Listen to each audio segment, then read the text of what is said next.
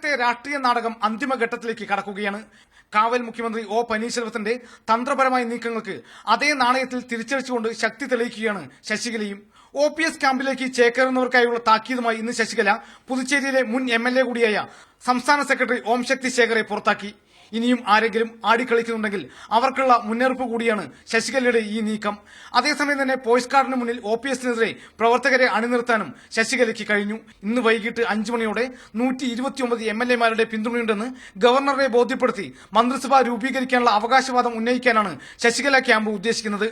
അതിനിടയിൽ അണ്ണാ DMK MLAമാരെ സർക്കാർ തടങ്കലിൽ ആക്കിയിരിക്കുകയാണെന്ന് ചൂണ്ടിക്കാണിച്ചുകൊണ്ട് നൽകിയ പൊതു താൽപര്യ ഹർജിയിൽ മദ്രാസ് ഹൈക്കോടതിയിൽ വാദം തുടരുകയാണ്. പൊതുപ്രവർത്തകനായ ട്രാഫിക് രാമസ്വാമിയാണ് ഹർജി നൽകിയത്. അതിന് സർക്കാർ അഭിഭാഷകൻ VM രാജേന്ദ്രൻ മറുപടി നൽകിയത് MLAമാർ സ്വതന്ത്രരാണെന്നും അവരെ ആരും തടങ്കലിൽ ആക്കിയിട്ടില്ലെന്നുമാണ്. അടിയും തിരിച്ചടിയുമായി മുന്നേറുന്ന രാഷ്ട്രീയ ബലാബലത്തിൽ അന്തിമ വിജയം OPSനോ ചിന്നമ്മയ്ക്കോ? ഗവർണറുടെ നിലപാട് ആരെ തുണയ്ക്കും? ഇന്നറിയാം തമിഴകത്തിന്റെ രാഷ്ട്രീയ ഭാവി.